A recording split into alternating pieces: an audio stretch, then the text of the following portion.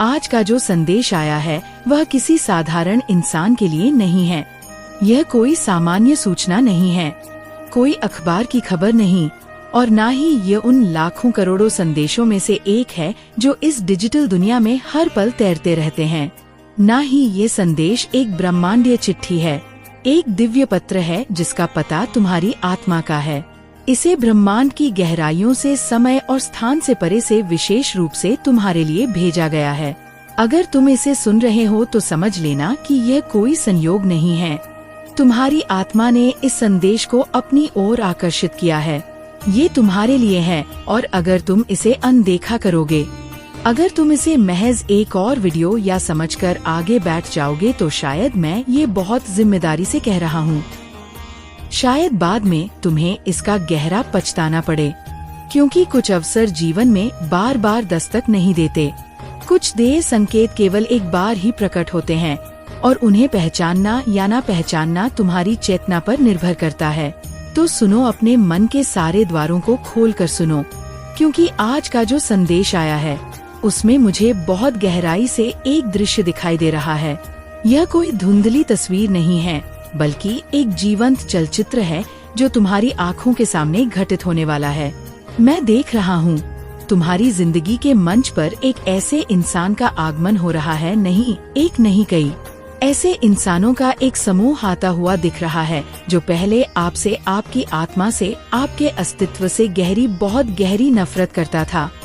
ये नफरत कोई साधारण जलन या ईर्ष्या नहीं थी। ये एक ऐसी विषैली घृणा थी जो उनके रोम रोम में बसी थी। आपकी मुस्कान उन्हें खंजर की तरह चुभती थी। आपकी सफलता उनकी रातों की नींद हराम कर देती थी। ये वही लोग हैं, वही चेहरे हैं जिन्हें तुम शायद आज भी पहचानते हो। ये वो लोग हैं जो कभी आपको पसंद नहीं करते थे, जिन्होंने कभी तुम्हारे लिए एक अच्छा शब्द नहीं कहा, बल्कि हमेशा हर पल तुम्हारे खिलाफ एक अदृश्य युद्ध छेद दे रखा। उन्होंने तुम्हारे खिलाफ षड्यंत्र रचे।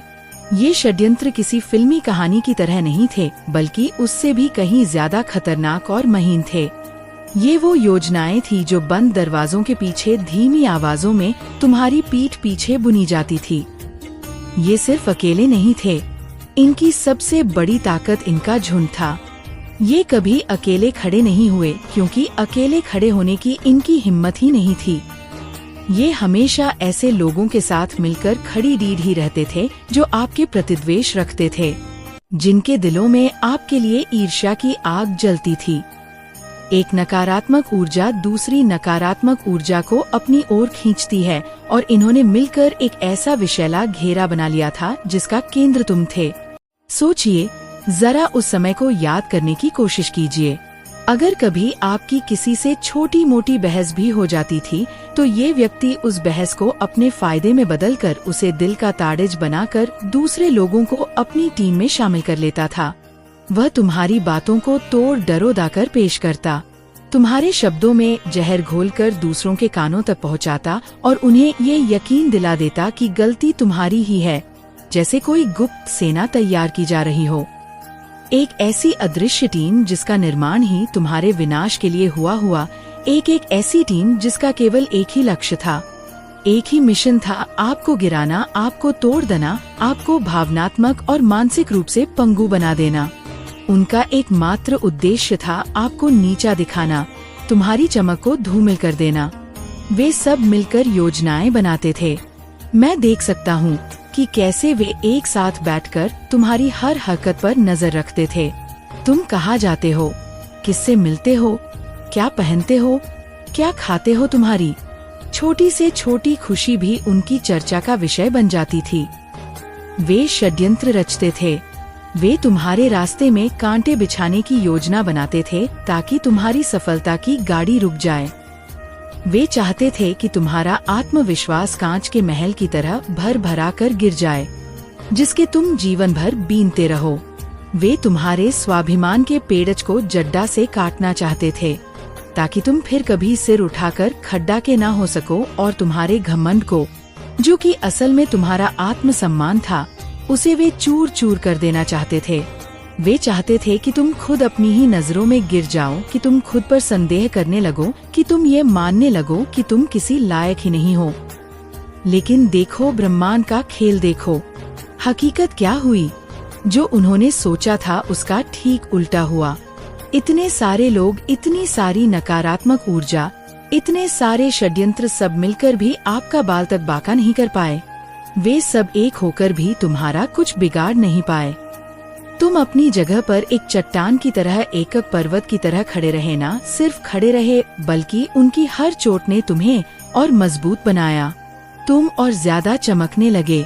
तुम्हारी आत्मा का तेज और ज्यादा प्रखर होने लगा। तुम और ज्यादा ग्लो करने लगे। उनकी भेजी हुई हर बुरी ऊर्जा, हर नकारात्मकता तुम्हारे लिए एक सुरक्षा कवच बन गई। उनका हर वार, हर षड्यंत्र, हर बुरी नजर तुम्हारे लिए किसी वरदान की तरह बदल गई। यह एक दिव्य रसायन था जो उनके जहर को तुम्हारे लिए अमृत में बदल रहा था। जो नेगेटिविटी आपको भेजी जाती थी वही आपकी ताकत बन गई। क्नॉइस जैसे कोई अग्नि में तपकर कुंदन बन जाता है, वैसे ही तुम उनकी घृणा की आग में तपकर और भी पवित्र और भी शक्तिशाली हो गए। उसी नकारात्मक ऊर्जा को तुमने अपनी सीढ़ी बना लिया और उसी से तुम और तेजी से आगे बढ़े, सफलता की नई ऊंचाइयों की तरफ भागे। यही देखकर, तुम्हारी इस अजय शक्ति को देखकर वे लोग और भी ज्यादा परेशान हो गए। उनकी हैरानी, उनकी हताशा अब उनके चेहरों पर साफ दिखाई देने लगी थी। वे समझ नहीं पा रहे थे कि ऐसा कैसे हो रहा है। वे जितना तुम्हें गिराने की कोशिश करते, तुम उतनी ही ऊंचाई पर पहुंच जाते। आज यह लोग घोर चिंता में डूबे हुए हैं। मैं उनके चेहरों को पढ़ सकता हूँ। उनके चेहरे पर वही एक सवाल मोटे मोटे अक्षरों में लिखा हुआ है, अब हमारा क्या होगा? सब यह डर, यह चिंता, यह पश्चाताप अब उनके अस्तित्व पर हावी हो चुका है। यह दृश्य उन पर ही लागू होता है। उन्होंने जो गड्ढा तुम्हारे लिए खोदा था, आज वे खुद उसी गड्ढे में गिर चुके हैं। अब परमेश्वर का उस सर्वोच्च शक्ति का संदेश बहुत स्पष्ट है, जैसे सुबह का सूरज। यह लोग जो कभी आपके खिलाफ एकजुट होकर एक सेना बनाकर तरह तरह के षड्यंत्र रचते थे, अब उनका अहंकार टूटने वाला है। वे अब आपके सामने आकर झुकेंगे। वे माफी की भीख मांगेंगे। उनकी आंखों में अब वो घृणा नहीं बल्कि भय और पश्चाताप होगा। उनकी आवाज में अब वो कड़ी डीढ़ी वाहट नहीं बल्कि गिदगिदाहट होगी। पहले ये मानते थे, उनका ये दृढ़ विश्वास था कि आपकी बर्बादी ही उनकी जीत है। वे तुम्हारी हार में अपना जश्न मनाना चाहते थे, लेकिन अब सच्चाई, नग्न सच्चाई, एक विशाल पर्वत की तरह उनके सामने खड़ी है। उन्हें अब ये समझ आ चुका है कि तुम्हारी जीत ही उनकी असल हार है और तुम्हारी खुशी ही उनके लिए सबसे बड़ी सजा है। लेकिन सुनो, माँ काली कहती है, आदि शक्ति का ये संदेश है कि माफी पाना इतना आसान नहीं है। तुमने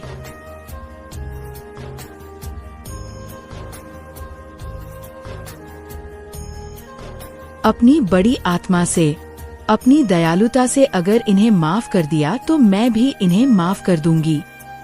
लेकिन एक बात याद रखना, मेरे विधान में कर्म का हिसाब कभी शून्य नहीं होता।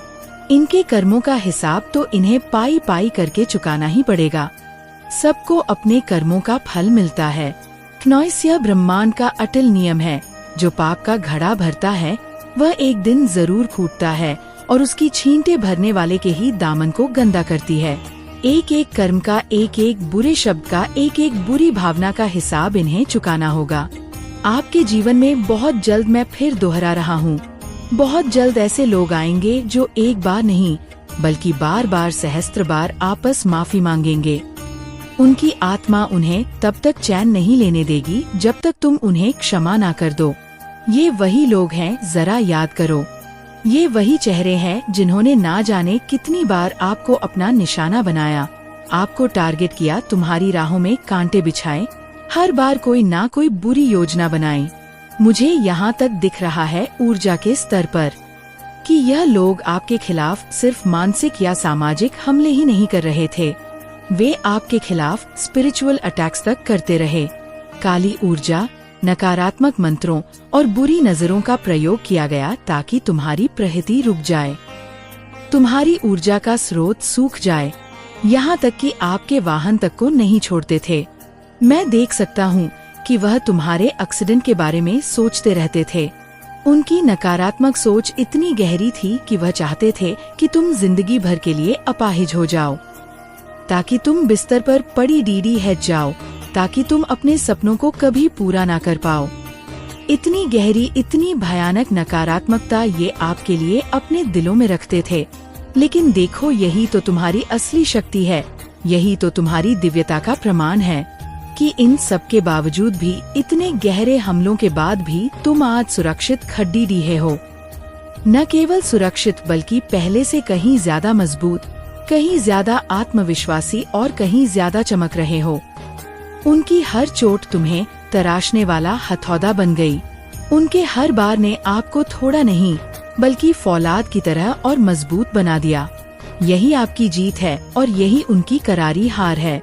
मैं यहाँ साफ देख रहा हूँ, यह लोग अंदर से बेहद खोखले और असुरक्षित हैं। दी आर इनसिक्योर। कुछ तो आपके आसपास के पड़ोस में ही है, वो जो तुम्हारे घर की हर आहट पर कान लगाए रखते हैं, वो जो तुम्हारी खिड़की से झांक कर तुम्हारी खुशियों का हिसाब रखते हैं। मुझे यहाँ एक ऐसी महिला भी दिखाई दे रही है जिसकी ऊर्जा बहुत बेचैन है, बहुत परेशान है। वो बार बार आपको ही अपना निशाना बनाती रहती है। उसकी जिंदगी का शायद एकमात्र मकसद ही तुम्हारी निंदा करना, तुम्हारी बुराई करना रह गया है। और ये सिर्फ एक नहीं है, जैसा मैंने पहले कहा, मुझे यहाँ झुंड दिखाई दे रहे हैं।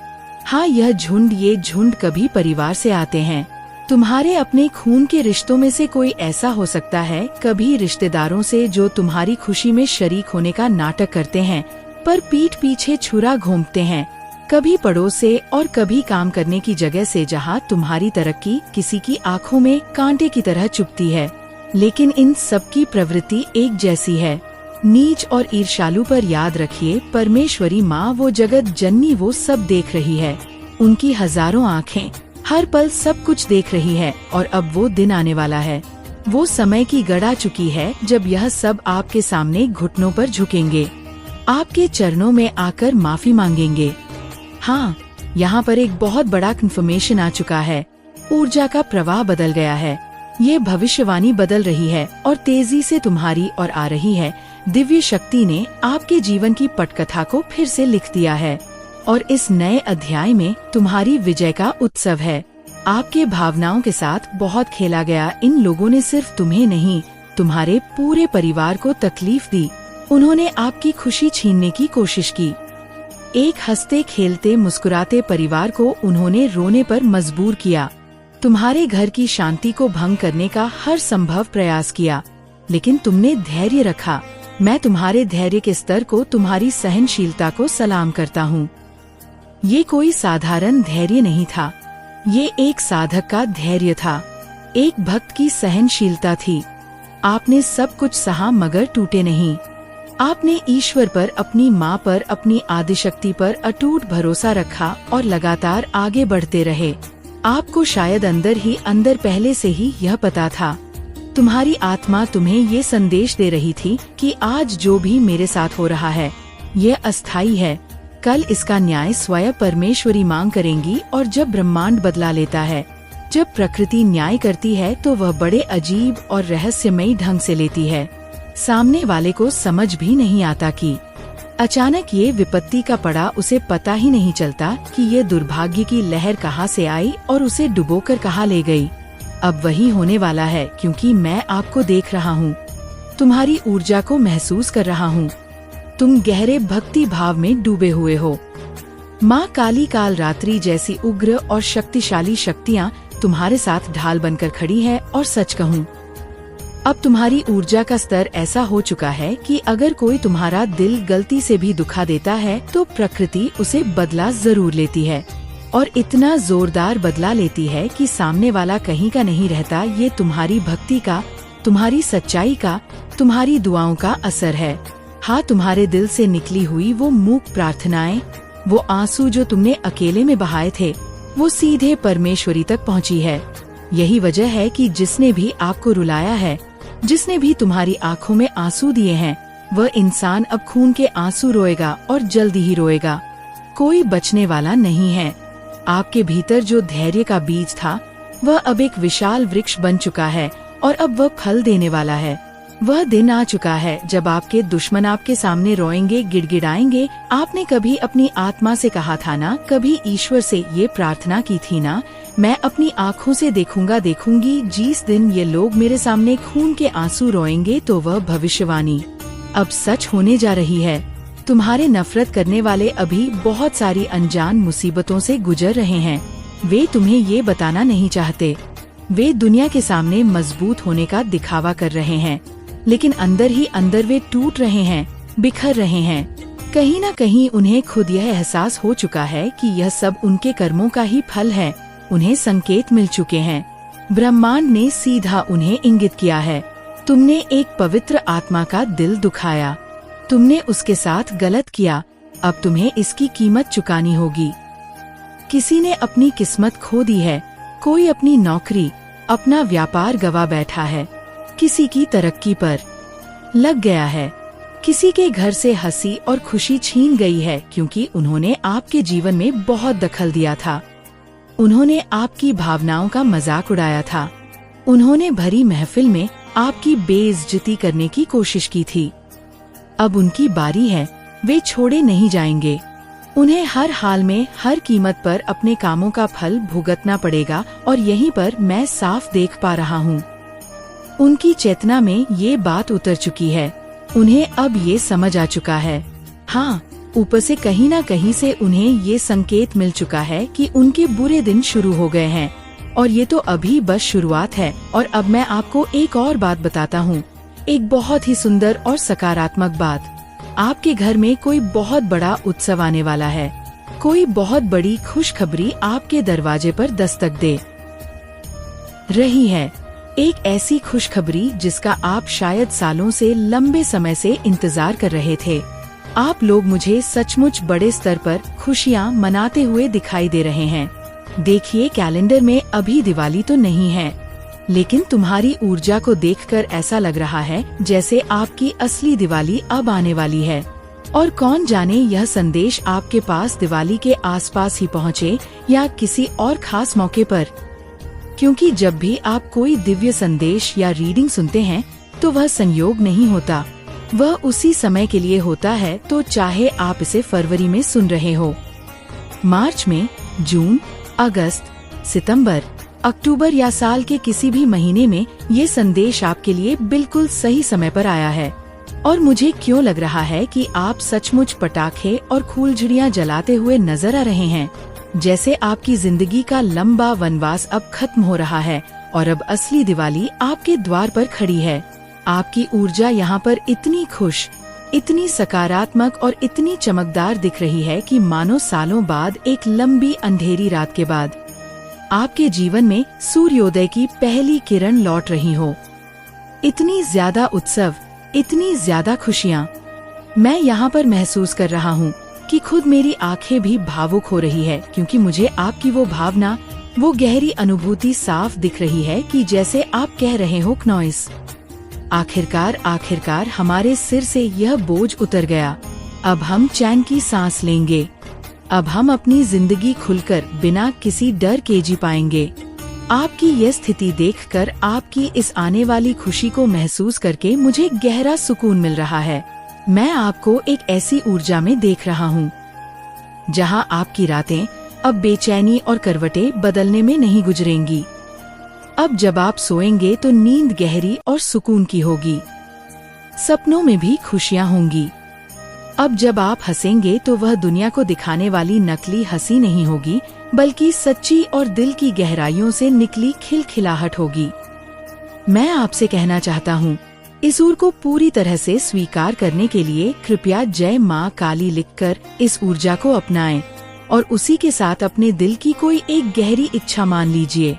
अगर आप चाहे तो इसे गुप्त रख सकते हैं, दुनिया को बताने की जरूरत नहीं है। सिर्फ कमेंट में जय माँ काली लिख दीजिए और मन ही मन अपनी उस इच्छा को दोहरा लीजिए जिसे आप सच होते देखना चाहते हैं। मुझे बहुत गहराई से, बहुत तीव्रता से महसूस हो रहा है कि आपकी वह इच्छा बहुत जल्द पूरी होगी, बहुत बहुत जल्द। और हाँ, इसमें किसी इंसान का नहीं, परमेश्वर का ही हाथ होगा, वही आपको यह तोहफा देंगे। मैं दिल से कहता हूँ बहुत बहुत धन्यवाद, क्योंकि सचमुच मैं यहाँ पर आपकी खुशियों की एक पूरी श्रृंखला देख रहा हूँ। आप मुझे संपत्ति खरीदते हुए, कोई नया घर, कोई नई गाड़ी, कोई जमीन खरीदते हुए दिखाई दे रहे हैं, कोई बड़ा निवेश करते हुए या फिर अपने जीवन में कोई बड़ा सकारात्मक बदलाव लाते हुए दिख रहे हैं। कुछ ऐसा जिसे आप लंबे समय से टाल रहे थे, ये कहते हुए कि हाँ, इस साल जरूर करेंगे, और अब वो साल वो समय आ चुका है।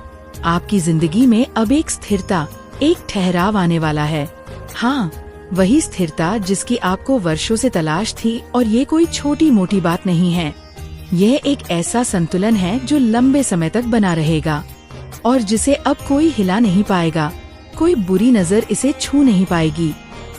सच कहूँ तो मैं यहाँ साफ देख रहा हूँ बहुत बड़े स्तर की उपलब्धियाँ, बढ़े निवेश और अनगिनत उत्सव आपके जीवन में एक साथ कदम रखने वाले हैं।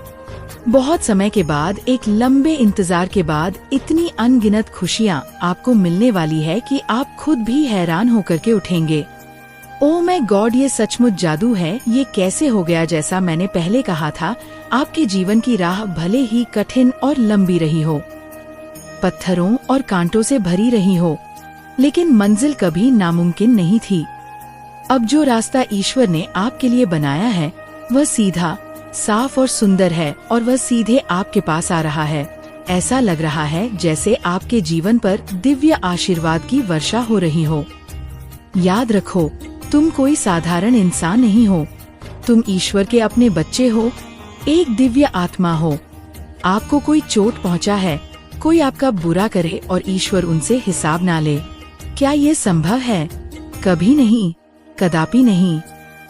मुझे यहाँ बहुत भावुक कर देने वाली झलक दिख रही है।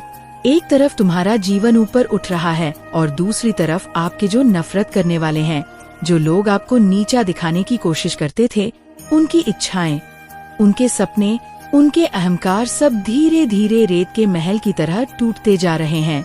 उनकी जिंदगी में फाइनेंशियल लॉस और आर्थिक तंगी इतनी गहरी होने वाली है कि वही लोग जिन्होंने कभी आपको तुम्हारे मुश्किल समय में ताने दिए थे, जिन्होंने तुम्हारा अपमान किया था, वे आज या आने वाले कल में आपके दरवाजे पर मदद की गुहार लगाते हुए खड़े नजर आ रहे हैं।